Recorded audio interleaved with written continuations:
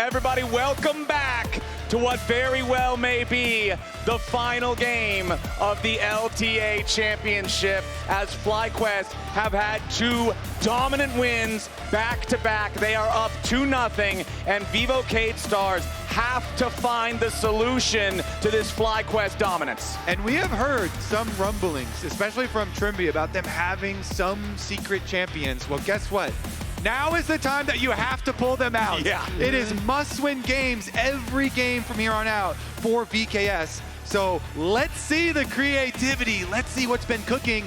So far, we have seen teams, banning Ivern supports versus them. I don't know if that is the answer, but I do want to see some crazy stuff happening, either in champions or in some level 1s. Sometimes you can concoct some very aggressive and risky level 1 setups to try to get an advantage that way. It is interesting, though, having lost now 5 stage games in a row to FlyQuest, and also looking back to the first series, how each game went progressively more in the favor of FlyQuest. They do wear you down mentally through their discipline and their ability to win the close games. So it then makes you feel progressively desperate throughout the series. So maybe the answer is to really mix things up, Kobe, but that's easier said than done. It's like saying, just pick out the really strong pick that nobody else knows about. Right. So it's going to be a very uphill battle if VKS want to come back into this one.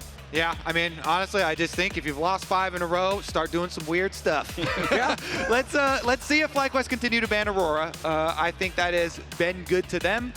Keep that out of the hands of Miru, and keep everything pretty much on the straight line for FlyQuest. Meanwhile, very clearly here at VKS here, also trying to take out some of those jungle options from Inspired. Inspired's definitely a player, speaking of creativity, that has brought some of those types of picks to the FlyQuest side. Congratulations. About 13 days until that merit is going to happen. Aurora ban is the final ban as well. And I do see them going after the player of the year. Maybe they're just going to try and get rid of all of the viable AD junglers, because we're already 4 down with the Trundle Pantheon bans. That makes it 6. So just trying to put him on something a little bit less comfortable might be the strategy here for VKS. And maybe that could factor into a surprise pick. And I hope that we do get to see, some of the differences too here. Maybe we get down into Akali and Yone kind of territory for Miru. Silas is still available, so we have to worry about what ultimates people are picking as we get deeper and deeper into Fearless. Some more of these things become options.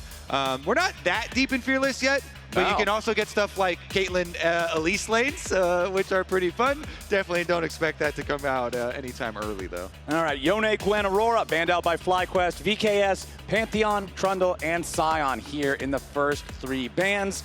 And hey, we're going to go with something pretty standard that has been banned in the first couple of games. It's Orianna locked in for Quad. Yep, they're going to kill you with standard if they can. Quad's Orianna super strong. They played at game 2 of the last series and crushed with it. And something that, 100 Thieves tried with Quad, who is also a melee specialist, is then, all right, have the Orianna. We're going to go in Akali, type of strategy into it and try and go for some assassination, some heavy dive or something there.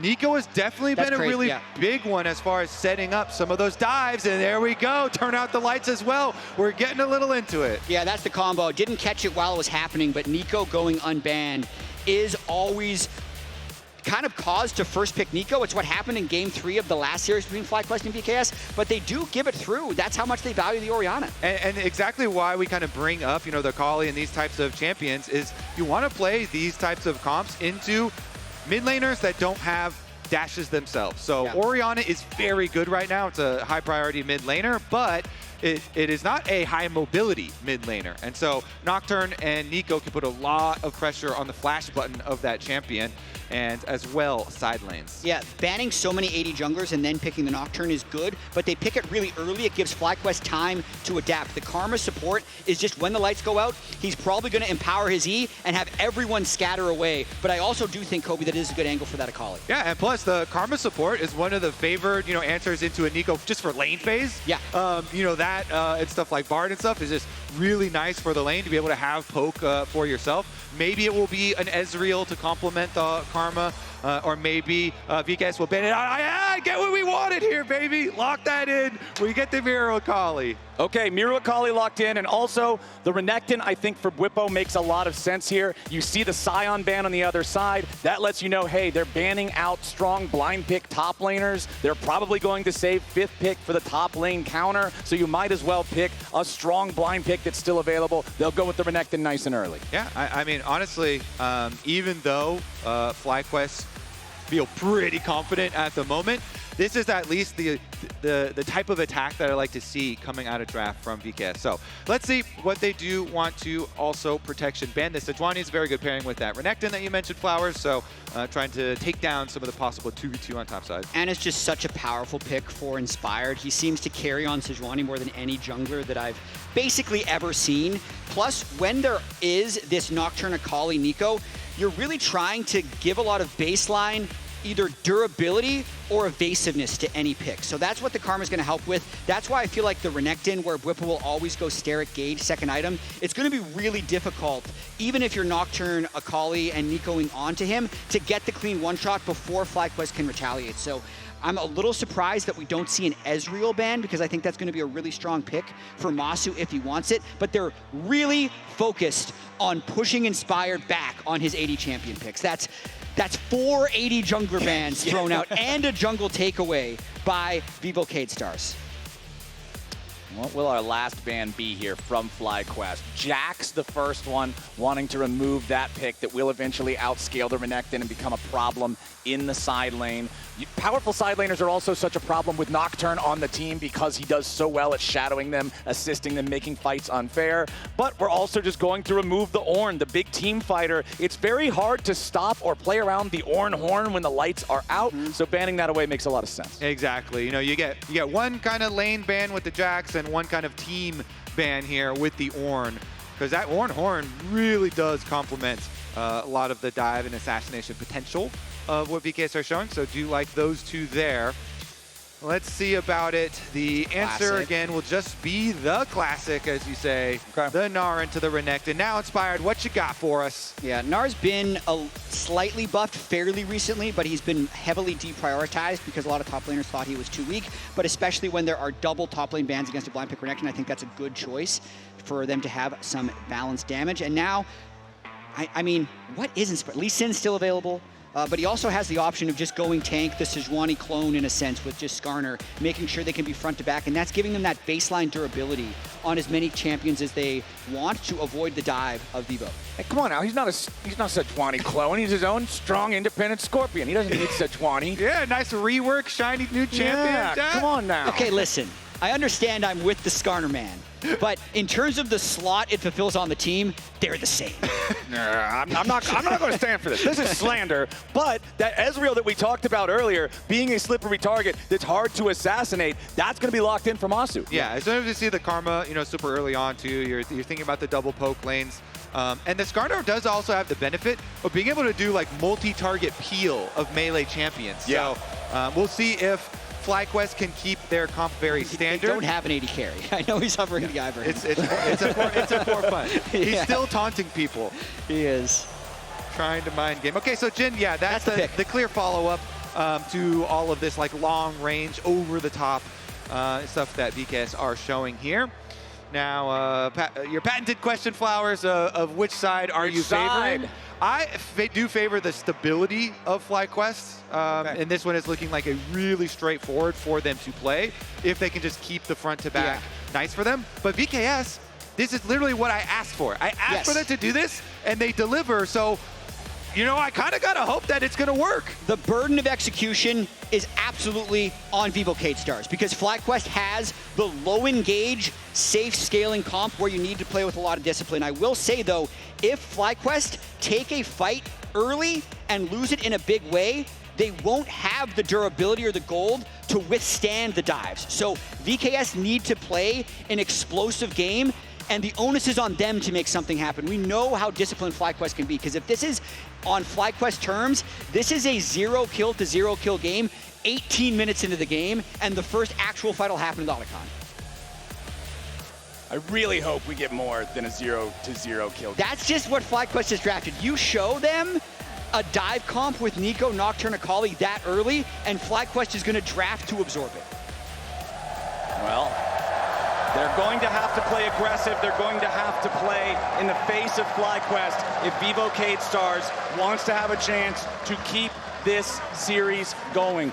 Both games so far have been slow for the first 15 minutes or so, but then FlyQuest gets a big advantage. In game number 1, it was at a massive fight at the Rift Herald. In game number 2, it was at a massive fight at the 3rd Drake, since the first one was taken so early. FlyQuest waits for one of these early mid-game objectives and takes their moment. VKS has to make it scrappy before then. And it starts slow, but it ends fast. And if you're talking about my vote for chat in terms of who should get Finals MVP, right now, Busio is just absolutely dominating. A little bit harder to do that on Karma, but we're gonna see how he looks. Some real big mantra E's to mega everybody shield. up. All right, level 1. Doesn't look like we're going to get anything spicier than we've got in the previous 2 games, honestly. Just a little bit of keeping an eye on the other side's jungle. That's about it. And honestly, these are the types of games that FlyQuest really do like to play and find comfort in. So I'm glad that VKS are giving us the possible action here and, you know, like excitement of big Nico, Akali, Nocturne plays. But it is going to be super hard because it's into the FlyQuest comfort zone. Okay, so early on here, Boal finding some nice little auto attacks into Bwipo, wanting to ward out that brush, make sure Bwipo can't use that to stay closer range to the mini Gnar. Who should get Finals MVP? It's Busio with 44%, Bwipo with 41%. Everybody else also on the board. Yeah, everybody else is also still in there. the game. They are there. Something to note about, well, I wanted to talk about the top lane matchup, but hold on. This is going to trade pretty heavily. Yeah, Quad really putting the pressure on Miru here. One more auto attack might take him down, but no, the potion heals Miru up enough that a flash auto from Quad wouldn't get the kill. Yeah, nerves of steel here. Nobody flashing too early. And Quad playing really aggressive because it's a Nocturne jungler as well. So you're almost expecting him to full clear, not to mention he has a ward in that left side river to see what's happening.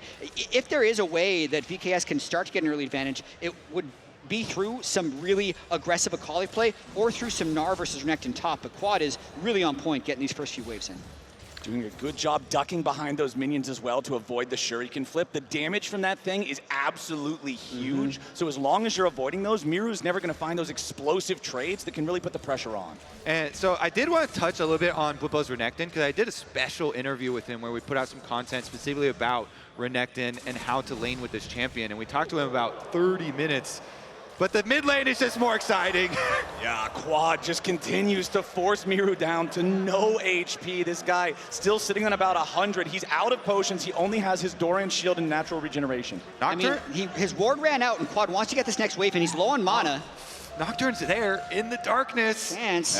Disamus coming around from the side. He sidesteps the Duskbringer, but the Fear's gonna find the target. Disamus goes in for the dive, and it's Miru with first blood thanks to an early gank from his jungler. Fans are treated to Miru Akali, and Miru Akali gets first blood for VKS. That is huge. He'd done the full clear, he killed the crab, and then he stuck around because Quad was probably just so focused on how he was dominating the lane. But while that was happening, knowing there's no Nocturne, the Karma Ezreal push Jhin off a wave and completely deny a wave a turret. Yeah, I mean, I got to look at it from jungler Pop, though, and I'm looking at Quad and saying, hey, this is the most clear and common post-full clear timing to get ganked. And he does fall prey to it. He flashes, but you know, easy for Disamus to still stay in range for the Fear Tether and secure the kill for his Akali. That is the exact place that VKS want their early money. This allows an earlier power spike for Miru. Now that Akali, like level 5, level 6 area where Akali starts trading heavily and then preps for the possibility of going all in for kills with level 6, is gonna be a timing window that FlyQuest have to keep in mind, not just Quad, but also like Busio maybe will have to like go defend, you know, around there, or Inspired. And so Akali with flash advantage plus money advantage could be a very dangerous and spicy mid lane. Yeah, absolutely. A Nocturne and a Akali. That's been a pair that just fits together for the last 12 years. Back before the LCS, when I was playing on Dignitas, I would not play Nocturne without a dive buddy, and my favorite dive buddy was Akali. The old Akali. Different kit, but same idea. You press R, Akali presses R, and if you're ahead, that person dies. Morteo's about to die down here in the bottom lane as well. Forced to use both summoner spells. Does barely stay alive at about 100 HP. Continues regenerating that health.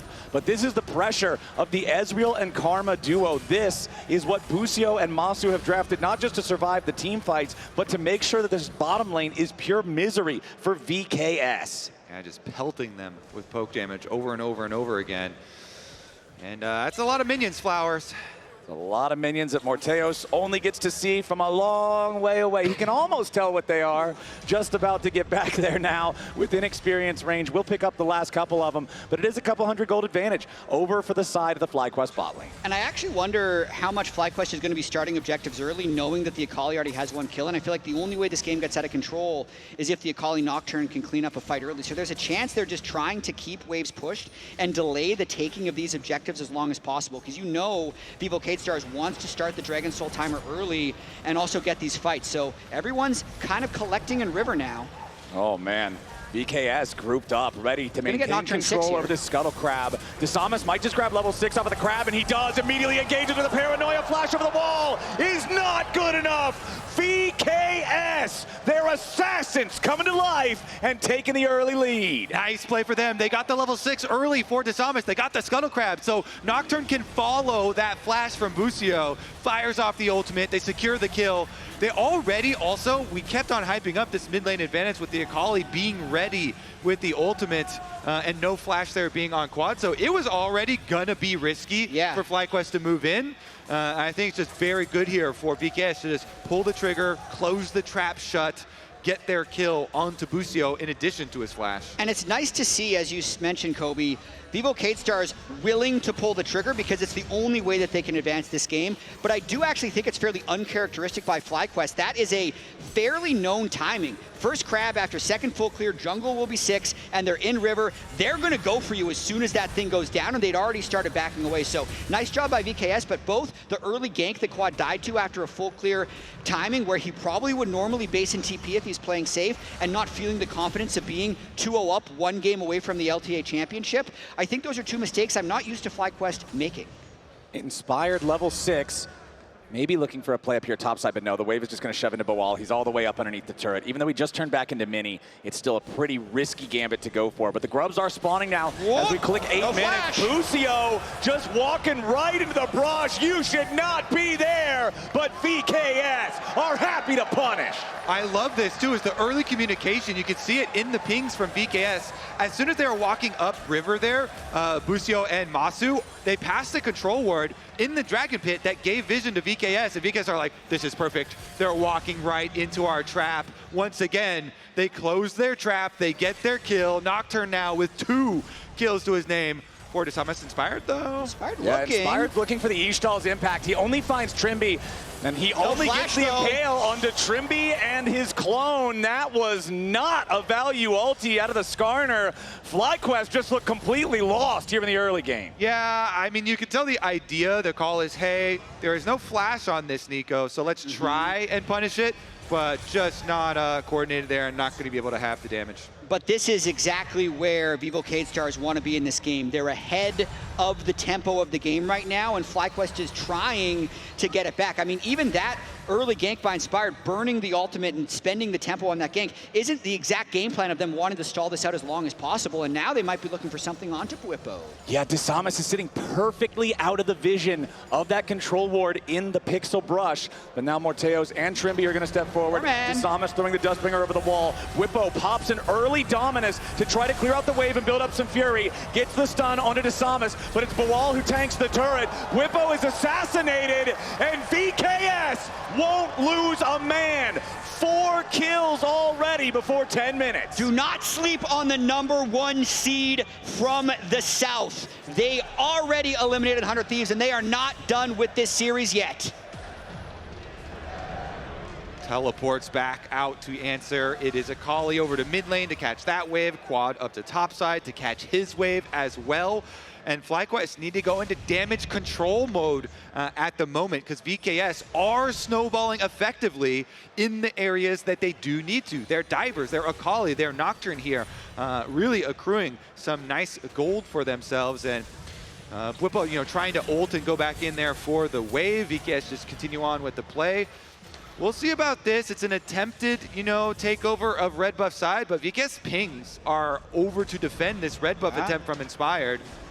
Inspired wants this, but with Disamas and Trimby both here, with Miru just waiting to collapse. If Inspired tries to fight for it, there's nothing for a Skarner to do, and he just has to scuttle his way out of that enemy jungle, go back, farm some chickens or something. VKS with almost a 2,000 gold lead here early on. They collected the first Drake as well. The only thing FlyQuest have to their name so far is those first 3 grubs. Grubs have a 0% win rate so far in this series, so that's not really worth a whole lot. Just saying. What a useless objective when you're trying to scale for late game, which is really the only thing that I feel like FlyQuest can do right now. I'd say their greatest objective are those 2 tiers at 177 stacks, because they're just waiting for stuff to complete before this game matters. We're going to have a Roa tier Ori. That's late game scaling. They're going to need Manamune on Ezreal, but they're still going for these little bluff plays. He has already full cleared his jungle for what it's worth, but FlyQuest, I think, definitely going to be in a long-term holding pattern here, as this is where Vivo Keyd Stars want to be in this game. I mean, just look at the item difference in the jungle. It's Giant's Belt and a red crystal versus Stridebreaker fully completed for Disamas. This Nocturne is at a massive point of power in this game. Wherever he is, FlyQuest better not be, because things will not go their way. And where he is going to be near the dragon spawn. This mountain dragon coming out very shortly, and so VKS doing a very good job setting up their vision here. Of course, both teams very well aware that VKS want to make some more picks at this moment. They are in a very good position in the game right now, and so I very 99.99% doubt that FlyQuest would venture anywhere near this dragon, especially because Quad does not have teleport, and he's staying on top side just to farm it up. Yeah, and I also think it's very important that Vivo Keyd Stars get these dragons on spawn, because the way they'll break this game and actually win this game is with the Hextech Soul. That's what's going to be spawning the next 2 minutes. So 12 minutes, 30 seconds. You got 2 more Drakes to spawn before that. That's going to be a sub 25-minute Dragon Soul if they're able to take it quickly. Yeah, and the other advantage that they can definitely have towards mid-game could show up in side lanes. So Orianna definitely has a much more difficult time side laning here than the Gnar or the Akali, especially with the Nocturne. Yeah. So I'm curious to see how the mid-game ends up looking with the lead that VKS have.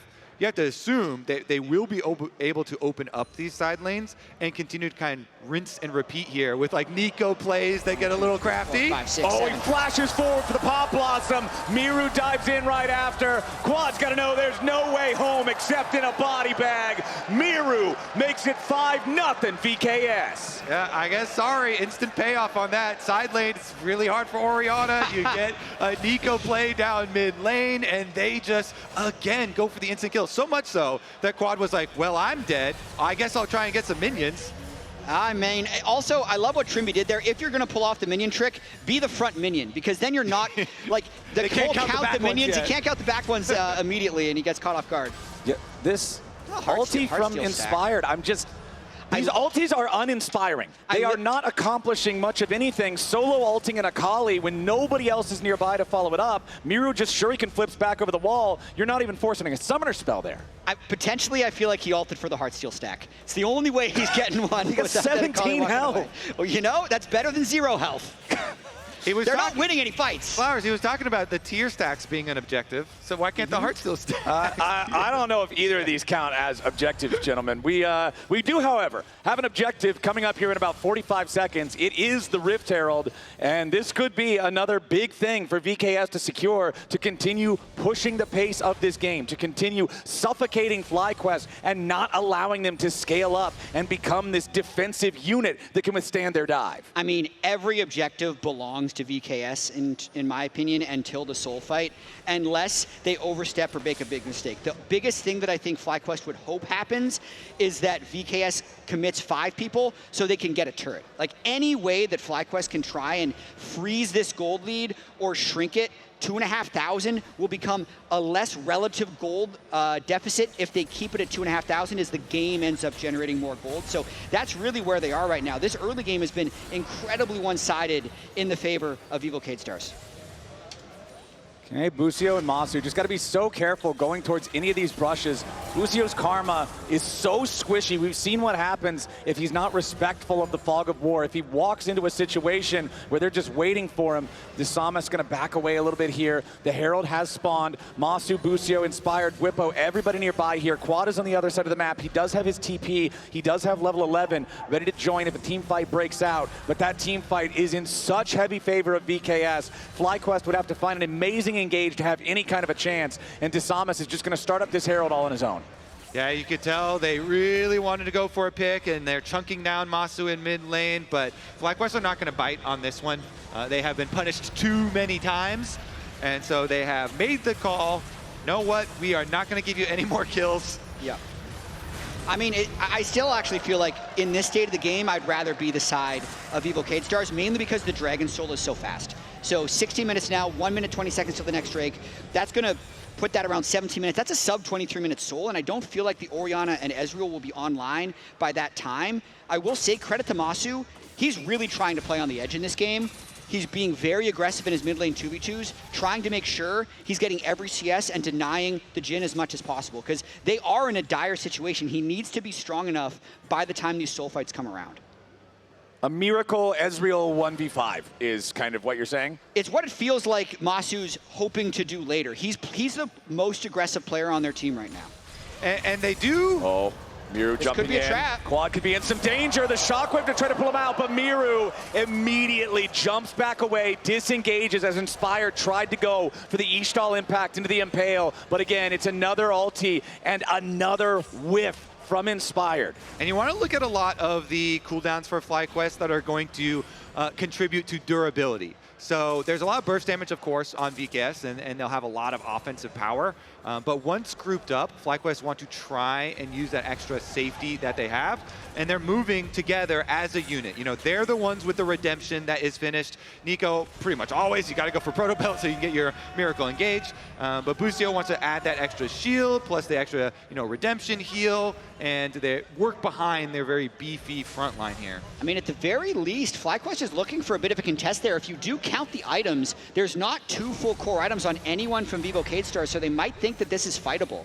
Keep your eyes on Masu, though. He is all alone. There are no teammates near him right now. If anybody else from VKS jumps on him, Disamas can immediately follow it up. But no, FlyQuest, they have conceded the bottom side river to VKS. It is all 5 Vivo Keyd Stars players. And this third Drake of the game will go down. They will secure the feats of monster slaying with that one. But topside, Quad is just trying to get the first turret of the game. This tier 1 top still has a little bit of HP left. Quad needs to push the wave as fast as he can. Miru is making his way up towards the top side. The grubs might at least come in useful here for a little bit. Yeah. Bawal with his Trinity Force chasing after Whippo does find a lot of good damage there, but Whippo gets away to safety in enough time to not be killed. First turret over to FlyQuest. Yeah, I think that the correct call is to go for the guaranteed money and the cross-map trade on the top side to get the extra funds into your Orianna. This champion does scale quite nicely. Rod of Ages stacks are still stacking up. Yeah. Wants to get that extra tower money for them so that they can actually... Might be a dive here. Yeah, Bawal just turned back into mini Narb. Whippo with a swift trade to clear him out. Call the Meek plus Stridebreaker active on top of the wave. Also insta-clears the minion wave. So that also will serve to dissuade Disamas and Bawal from trying to make any sort of a dive onto Whippo, who now takes his recall. Unleashed teleports available on 3 out of 4 solo laners here in this game. Miru is the only one who doesn't have his, but he's right where he wants to be. He's stalking the brushes in the top lane, hoping that Quad greets out from another wave. Trimby continues to just try to be as annoying as possible, harass Masu, and try to get this Ezreal off tempo. Really trying to get any advantage possible. The stall out from FlyQuest is definitely in full effect, though, and I'd say that little bluff they did at Drake, clearing out vision, is what bought the time for Quad to get that additional gold. And I think now they need to continue bluffing around Otacon, because if there's an equalizer for a 3 Drake 2,000 gold lead, it's going to be the Otacon debuff. So this is not going to be a free objective that FlyQuest is going to give over, but this plus the Soul are going to be where this game is decided. Yeah, and VKS are the team that get to drive that and choose the exact moment. FlyQuest are kind of in a reactive seat at the moment. They do have to rely on their full 5, on their durability of their shields from Orianna, from Karma, and try and play safely that way. VKS are in the position where they do get to choose kind of the openings and the area that the team fight is going to be in. We definitely are looking, 2 minutes and 45 seconds here ahead to the Dragon Soul, because that is going to have huge benefits for VKS. Yeah. And so they're going to try and use as many of their vision resources. Oh, nice route. Nice little prediction there. Towards this area of the map really early on, and then try and force FlyQuest into a really awkward team fight where they actually have to approach here from a dangerous scenario. Yeah, I do think this is where FlyQuest does make their stand, though. If you look at the core items on everyone. Ooh, Inspired wanted to get in there, find that Ishtal impact onto Miru, but now Disamas is ready to turn it around into a full-on 2v2. Disamas and Miru. It's only Miru pulled back by the Impale. The Nocturne damage is absolutely massive. Inspired on the Skarner can't finish any of these kills. It's a 6-0 game favoring VKS. Busio tries to get away. Masu firing off Mystic Shot, but the clone is going to block them all. Miru now going after Masu, who steps forward after the Akali, flashing back over the smoke, trying to make a little bit of distance. The curtain call fires off, and Masu flashes back over the wall, but Inspired's not going to do the same. Boal takes the kill. VKS, 3-0 fight, 8-0 game. FlyQuest were hoping they could get a 2v1 on top side, but VKS already had a play of their own in mind. They had already made the call. We're going to attack this side lane. Disamas is there. The Nocturne ultimate comes through, and the side lanes are where they are king. And that's what sums up this game. Disamas is there. Every time something happens, he's the one cleaning up. Boal is in a 1v2. Yeah, Boal now locked up. He is in Mega Gnar, so he is a little bit tankier.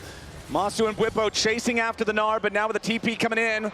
Busio also ready to reinforce. Masu fires his skill shots a little bit early, but the Akali is so evasive.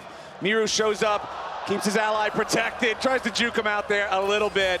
But FlyQuest are just not performing, and I feel like a huge thing about this, not only is Disamas everywhere, Inspired is nowhere. 0-1-0 on this Skarner so far. There are no kills on FlyQuest. Inspired is normally such an engine for this team, and the engine's out of gas in Game 3. And watching this one more time, Miru's just trying to buy time for when Nocturne can press R, and they just go all in. The CC chain is enormous from a long fear onto Quad. You could see Quad nearly got in range of Busio's heal, but I'd say even if he does, the flank from Trimby was going to be enough to clean them up. Busio also falls for his 3rd death of the game, but we got to get back to live because the Otacon Soul is about to be happening. Yeah, we've already got the fight trading back and forth a little bit down here. FlyQuest have a massive task in front of them. 3,500 gold behind. Soul point for VKS. The Soul spawning now. If VKS secure this Hex Dragon before the Otacon, it provides them such massive poke. With that slowing chain lightning, it becomes so difficult for FlyQuest to try to approach anything. Miru takes a quick trade with Bwipo, but it doesn't really matter a whole lot. This Akali with Shadow Flame, upgraded Sorcerer's Shoes, and the Hextech Rocket Belt is so powerful. Anybody he finds with his explosive burst is under so much threat. And you can tell, they think it's going to be on Masu. They've got the Knight's Vow from Inspired on Masu. They're going to try and do everything they can to keep the Ezreal alive. VKS, they're burning it down, though. Here we go, immediately. They're on targeting Masu. onto FlyQuest. Masu's going to be your target. He's not quite dead yet, but there he goes. FlyQuest bottom lane already down. And VKS have found exactly what they're looking for. Quad's the next to die. A double kill for Miru. Inspired, blasted back over the wall. Blasted straight to hell. VKS 12-0. They get everything they want and more. Masu was already flashless and barrierless, so when they can get the flank, it is lights out for him. They get the fight, they get the soul, they're gonna get the Otacon, and that is gonna make the Baron and the game likely indefensible for FlyQuest. And we're seeing it. VKS, the #1 seed from the South, when they are faced with their last must-win game here, they are clutching up. I mean, I believe it was Sven on the desk who held up the sign that said, "Make it chaotic" for the VKS win condition. The first 2 games were so damn slow in the early game. And now that VKS has found their opportunities to put their foot on the gas early, they've been flooring it all game long. Masu goes for that single hit on the control ward, and that's all Vivo Keyd Stars need to fly immediately on top of him. Whippo, as well, was trying to mark the Akali on the other side of the fight, couldn't make it to the fight in time, and this massive goal lead, as well as the initial one-shot onto the Ezreal, the strongest member of the team, make it likely game. Yeah, VKS do a good job setting up at Dragon here in a nice open area where they can flank from multiple angles. And you see the precision of Nico getting on at the same time as this Nocturne diving in. As a team, VKS are able to take down the Ezreal that FlyQuest were putting so much effort into trying to keep up. And now VKS with this massive, massive lead. At this point, FlyQuest is just trying for desperate plays. If they get one kill, they'll probably try and force Baron, but here comes the Nocturne again. Okay, there's your Impale, trying to lock him up a little bit at least. Inspired stays alive with the shield from the Seismic Bastion. Miru just staying alive barely here with 200 HP, but Bawal continuing to pressure forwards. VKS, they go to make their move. FlyQuest tries to respond, but nobody on VKS dies. They're so far ahead. I mean, they're getting a little bit risky with it. They are still so far ahead. And so FlyQuest are not able to actually get any counter kills there, but there are a lot of objective bounties up on the map. So FlyQuest still trying to get something there. Masu wants an objective bounty off the mid tower, but Morteos is there to clear the wave. And the story of this year for Vivo Keyd Stars has been improvement. I mean, you could see their split one was so atrocious, finishing after just a couple of best of threes, and then with winning split 3, and then even coming into these playoffs, getting 3-0'd by FlyQuest at first, and now bouncing back to this game after losing the first 5 games. They're not a team that quits. Yeah, Biru killed Busio before you finished your sentence. That was not even remotely close. And now a beautiful double root into a double pop, Blossom into a double kill. Desamas unstoppable for the icing on the cake. VKS, with their backs against the wall in a must-win game, might just shut out FlyQuest in Game 3. And we were talking about it from the draft. The burden of execution was on Vivo Keyd Stars, and they have stood up to that challenge. They did not play passively. They have found the windows to punish FlyQuest, and they are on top of the Baron.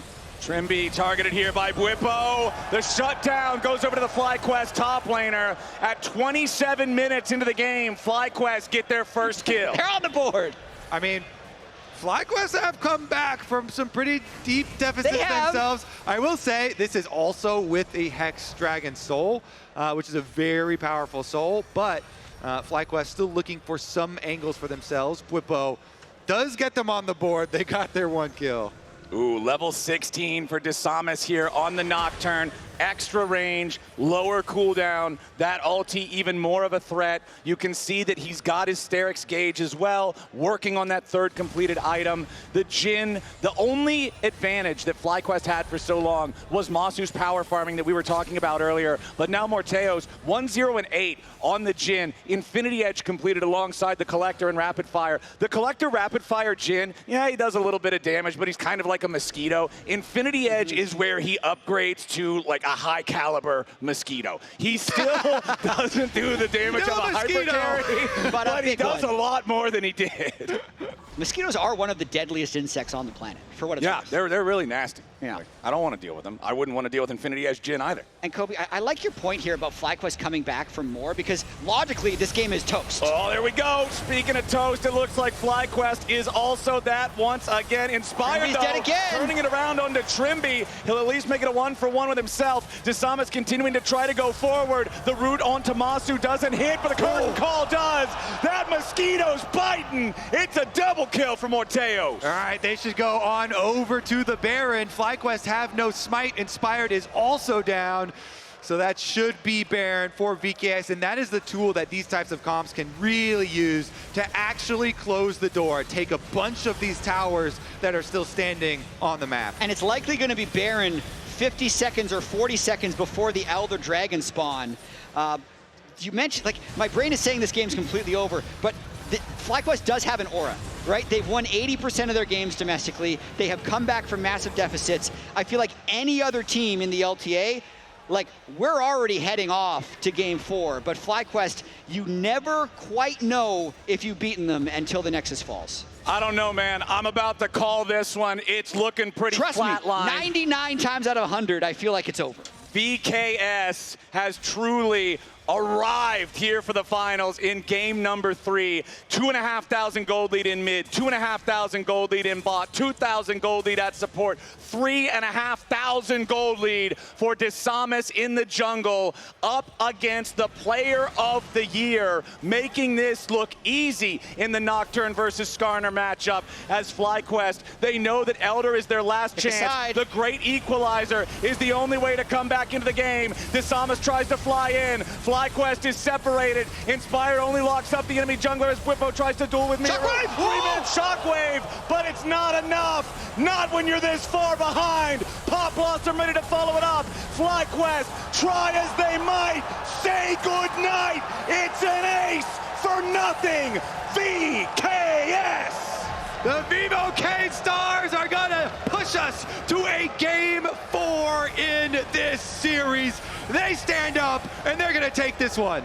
They saw the 19-4 in game number 1, the 18-5 in game number 2, but the most impressive score of the series is 22-2 here in game number 3. The LTA South will rise to meet the challenge, and VKS find their way onto the Nexus. Ladies and gentlemen, we got a series on our hands. And only a couple minutes longer than the 2 FlyQuest victories. This is a dominant performance of their own, backs completely against the wall, needing to win every single game. VKS extend the series.